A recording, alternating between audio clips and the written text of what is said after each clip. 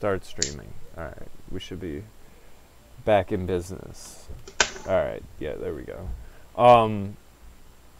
Yeah, I mean, that'll definitely suck. I was telling my mum about the coffee shop. She thinks it's like really cool. You get like all the community getting together. Well, and the fact that you get people just falling asleep in a pub. Yeah.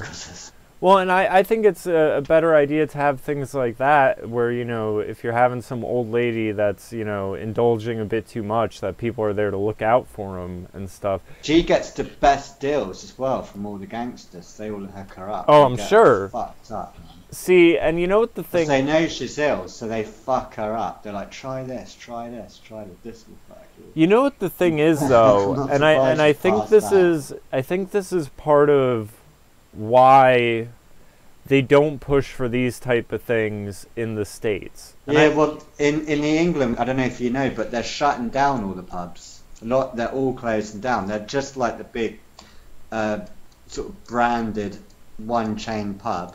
That's the only thing that's surviving. It is to break down the community. But that was about to be my point.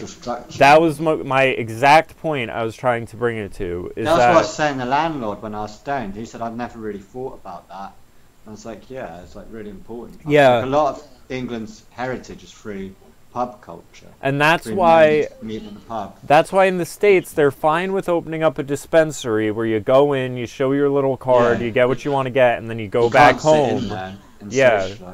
And everything. But the thing that they don't like is the community aspect. I even, you know, thinking of it from that perspective, when vaping really started picking up in the States, I mean, I remember the friend of mine who sort of brought me into it, he used to watch, there was like a vaping streaming channel where it's like you could watch and just comment on something and win tons of free shit. Like he was getting free shit left and right. And there you could see that they were building this community of people being like, oh, you know, we quit smoking through this, you know, if you need the support to do it, and, you know, if you need someone to talk to. Like, my whole thing is, with the little e-cigarettes, it's like I wasn't getting enough vapor to rival, like, the smoke of a cigarette. So it's like, then I realized, oh, well, I just need to go with, like, a little boxy, higher powered one than a little e-cigarette. Like, you know, you learn those things through the community aspect of it, where it's like, okay, if you think you can't do this, maybe you just haven't found the right machine for you, or maybe you haven't, you know, thought about this or that. And like, you know, as the more and more they're cracking down on it, because the store right next to the restaurant I work at is a little vape shop where they have a little community. You come in, you can sample shit, you can try shit. They have little contests and stuff like that.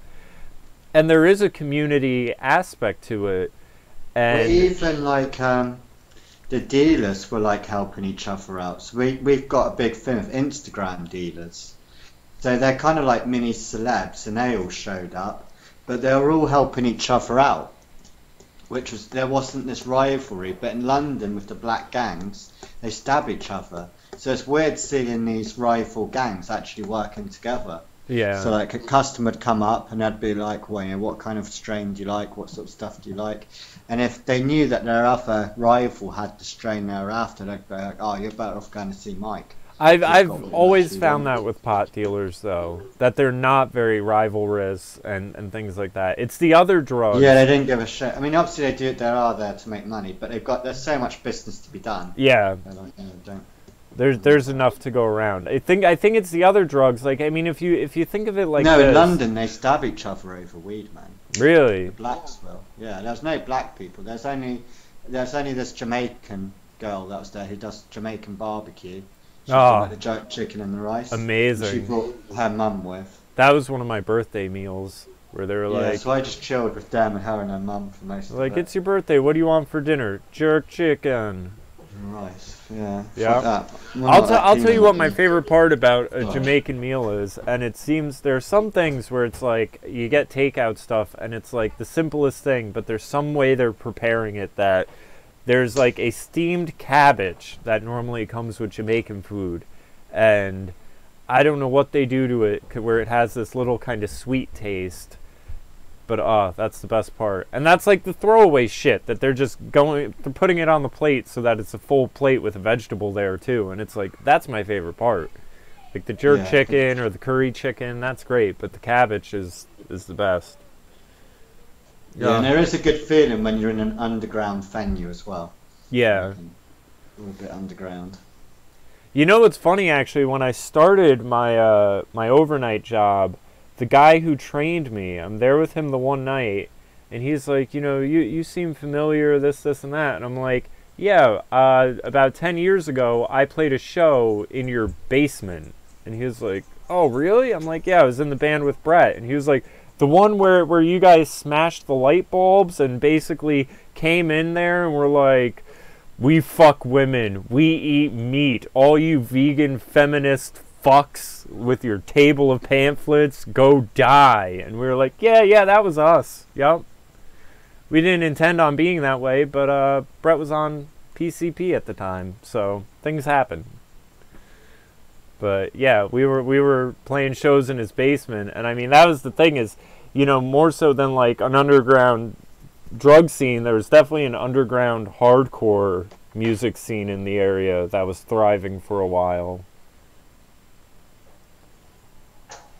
Yeah, it's going to be sad when this place closes, man. And it's weird that my mum encourages me to go. She's like, you should go to that cannabis club tonight and get out. She thinks it's like the best thing she's ever heard. Well, I mean, if she probably is, you know, just seeing, yeah. And I mean, it's, you know, if your overall mood is improved by going out and being social and things like that, then I don't know why she wouldn't. She probably just sees it as well. He's going to smoke anyway, at least this way he's... Yeah, she wants to check it out. She thinks it sounds pretty funny. That's great. You're going to have your mom being the lady being carried upstairs for a nap. Yeah, exactly. But yeah, other than that, I haven't checked out yet. I've been meaning to see. I saw Alex Jones was on Logan Paul's podcast. I've been wondering how that went. Yeah, I think Alex Jones should just pay that Sandy Hook bill. Yeah, you know, I'll tell you, that whole thing is a very dangerous situation.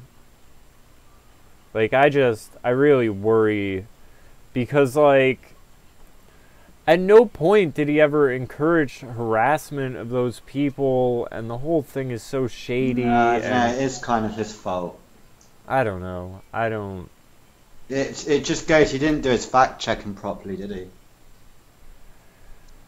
And people were like, Watson was trying to warn him, and he didn't really listen.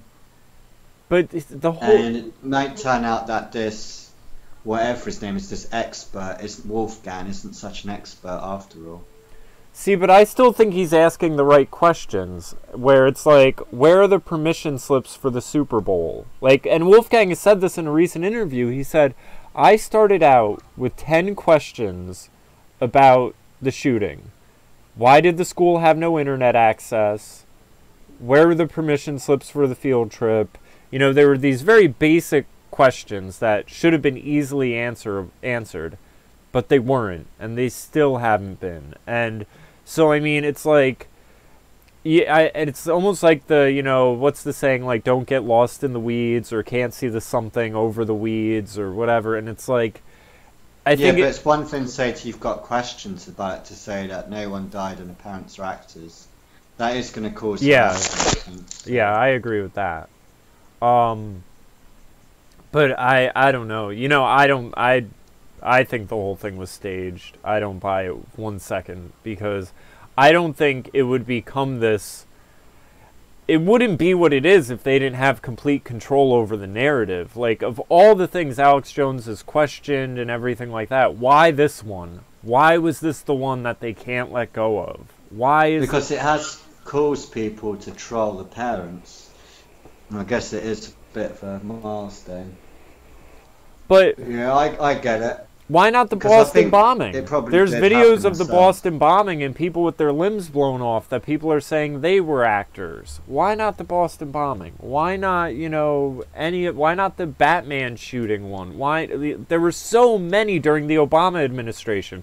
The Obama administration was like a fucking sideshow of false flags, just left and right and left and right. Trayvon Martin, like, why the videos about him, people, you know, digging into the parents and the dad being a Freemason and the birth and death records missing and all of this stuff. Why Sandy Hook? Why is that the one that they can't let go of? Because Alex Jones, that's where he didn't fact check Sandy Hook at all and let Wolfgang run a little bit wild. And again, he didn't check anything. So I just think he's got to pay the price sometimes. Sometimes you just got to put your hands up and gone, yeah, I may have fucked up. I guess, but I worry so much about the precedent it sets. Because I think $1 million is quite a let off. Oh yeah, if he can pay it off for $1 million, and then just Jones fucked up big time. See, I don't. That's where we can disagree on it. I don't think he did anything wrong, but I will say he might as well just pay it and be done with it. You know, he should just put his hands up, because if he kind of has to say, yeah, well. I'll tell you what really bothers me though is I saw Paul Joseph Watson did a video about the culture being dead, and even in there he took a jab at Michael Jackson, and like I really started like it really just struck me that time, and you've brought this up before where it's like, why do you have these people that are like, Hollywood's filled with pedophiles, government conspiracies, you know, media this, don't trust the mainstream media, they are lying to you, this, and that, and we you know, have doubts about every single thing they say and what they sell us, and they're protecting pedophiles, but when they're offering us up Michael Jackson on an endless silver platter of pedophile allegations with no substantial evidence, well, did you see that we're going to go with that. You know the kid who's not Wade Robson? He said that he was raped between the ages of like 7 to 14. And that one of them happened at the train station, and he went upstairs in the train station, there was a big clock. Well, that train station hadn't been built. You know... Have you not seen that? No, but it doesn't surprise me. Yeah, and the director had to comment on that, and they go, well, how do you explain that? Because the timeline's wrong, and it's quite a big mistake. Yeah. Because that throws all your timelines out. He said 7 to 14, so it would have been built, he would have been 17. So, and it's like, how do you explain it? It goes, oh, well, the timeline's wrong, but it doesn't mean the story's made up. And it's like, yeah, it does. He got raped in a train station that hasn't even been built. And he wouldn't have visited Neverland when it was built. Well, you know, it's interesting. I came into work one day, and the person who was working the shift before me... Well, HBO, apparently, you can't find this because it's buried. They've actually dropped that documentary now. Really? Because I know it's still being advertised on their app. Where, like... Cause really? That, well, yeah, that was they said they've dropped it because of... It turns out that it doesn't quite... Maybe they've get sued. Maybe they've done it more recently, but that was one of the things. I came into work and I saw my coworker was watching, and she was like, "Yeah, me and this other girl were watching it. You know, I can't believe it." I said, "Good, don't. It's bullshit." She was like, "What do you mean?" I said, "Well, here's the most basic thing."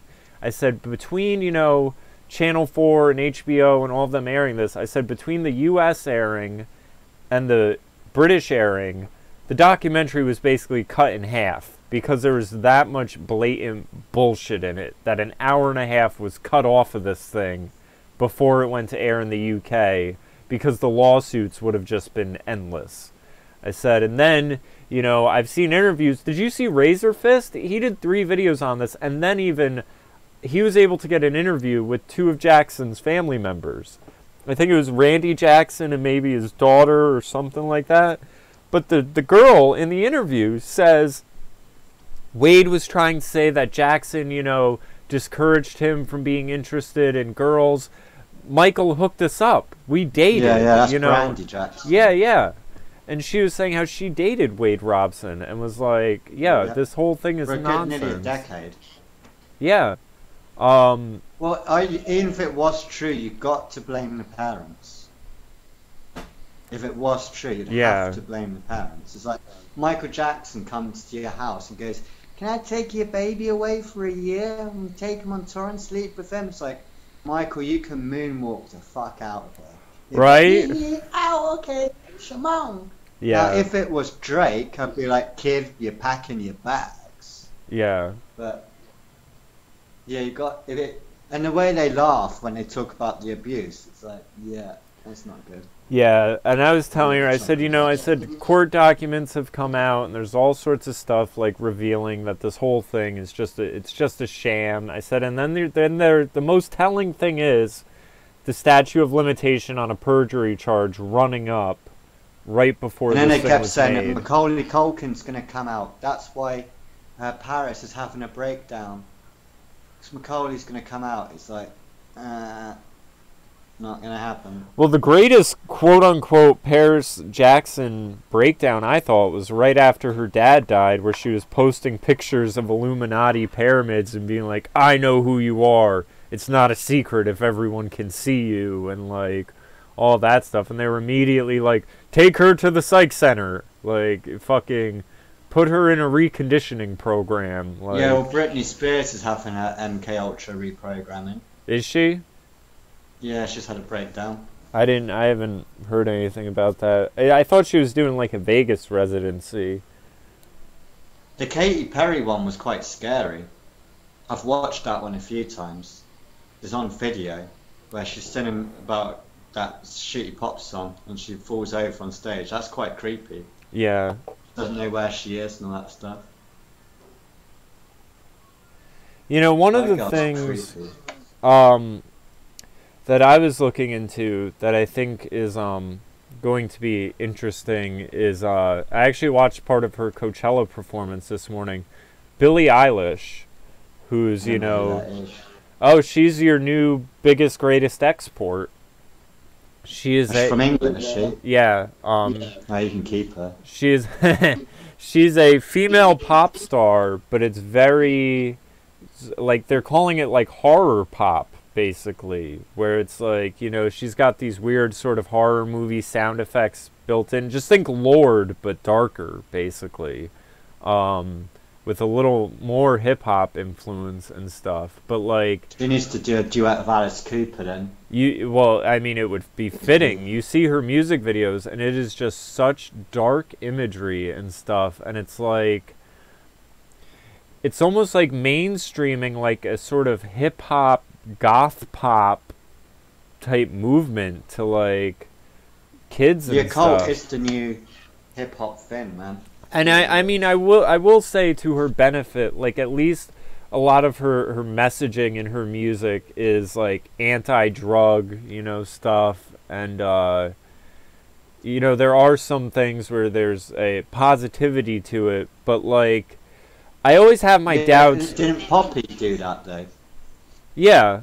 Can't be as good as Poppy. No, and I would almost even say they are polar opposites of each other, where Poppy is presented in this very clean, sort of sterile, manufactured sort of image, and then Billie Eilish's look is like very goth, horror, messy, sort of I don't care, where Poppy is made to seem very manufactured. Like, they're the complete opposites of each other as far as the packaging of it.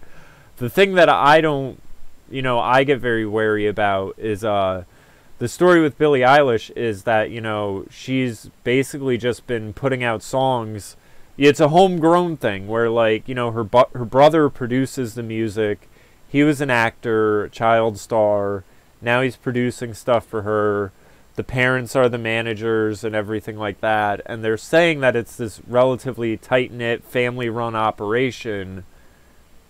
I don't know how much I buy it when it's like you are just being praised endlessly by all of the, you know, major journal outlets and headlining Coachella and like all of this stuff, where it's like, I don't buy the homegrown family story when you're on a Beyonce level, basically. Like, especially if I've not even heard of her. Huh? I've not even heard of her. Well, that's the thing. She's not on radio. She's not even that big. She doesn't have any radio mainstream success, but this past week, I mean, she's basically broken the records for highest selling youngest female singer. Like, they were saying, who's the one that she there's some other British female singer. No, there's some other I want to say Joss Stone, but I don't think so. I think it's a different. Cash Me Outside. But I mean, she's breaking tons of records as far as album sales, and it's been a long time coming because she's been slowly putting out music here and there for years now. But I mean, you just see some of the imagery in some of her music videos, and it's just like ridiculous. Like just bleeding black eyes and backs covered in syringes, and like, yeah, you're just like, why? What is the point of this? Like, why are you trying to be a pop star and the imagery is that of a horror movie? It's very, very weird. But I mean, it's not really, because the top 10 Netflix are all going to be for witches, werewolves, vampires, Lucifer. You're right. You're right. It is very sort of sign of the times. Yeah, man. The witch in you. You know what? The other thing I've noticed there's a big push for lately, and it's interesting because I used to, well, no, not that. I used to read a lot of books on them, but serial killers as well. I mean, every time I go onto Netflix, there's a new documentary about Ted Bundy or Gacy or like all of these serial killers, and it just sort of like makes you wonder where if we have this phenomenon with mass shooters where it's like there's a mass shooter and then there's a copycat, then this push with serial killers, you almost wonder if they're trying to give themselves some new ones to make movies and everything about, hoping for some copycats and shit like that. Yeah, it's fucking weird. Well, I mean, it really... Alright.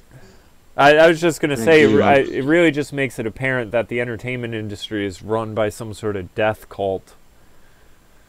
It's what you said earlier. Satan's had the last 100 years. It's been his century. Yeah.